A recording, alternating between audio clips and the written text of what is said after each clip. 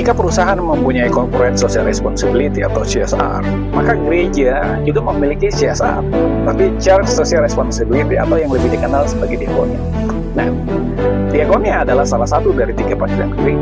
Nah, saudara yang terkasih, mari kita renungkan, apa fokus utama gereja di masa ini? Apakah gedung yang megah atau orang yang diubahkan?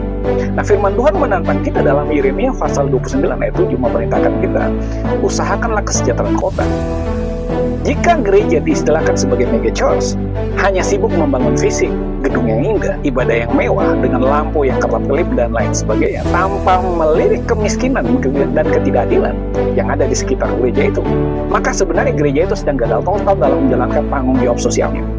Kekuatan itu harus mendorong gereja untuk bukan hanya sekedar amal karitatif atau memberikan bantuan sekedarnya saja lalu berjalan meninggalkan mereka, tetapi mengajarkan keterampilan dan menyuarakan keadilan. Oleh karena itu, jadilah agen kesejahteraan sejati di lingkungan gereja, di lingkungan organisasinya.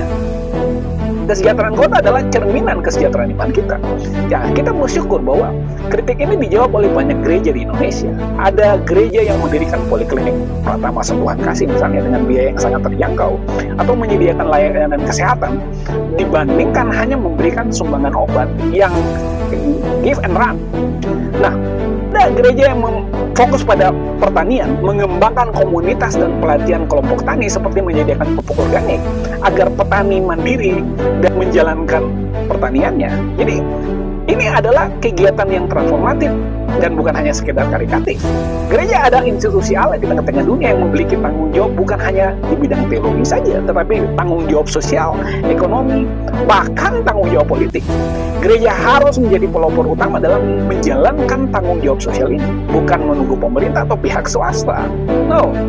Jadi mari gereja merekrut profesional di bidang pemberdayaan sosial. Tidak apa-apa. Jadi bukan hanya orang-orang yang basic teologi saja yang dimasukkan dalam staf pastoral, tapi orang yang mempunyai fungsi untuk keahlian untuk berfokus pada pemberdayaan sosial dan pemberdayaan masyarakat seperti pekerja sosial, sosiolog, community development, dan profesional-profesional lainnya.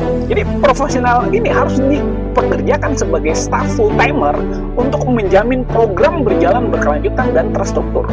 Nah, apa yang bisa kita lakukan untuk mewujudkan aksi nyata ini?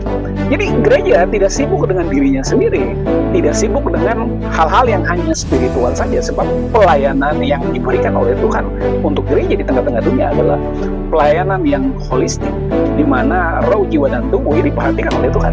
Lalu pertanyaannya adalah, jika kita sudah mendengar hal ini, apakah kita mau meresponnya? Kita memberkati.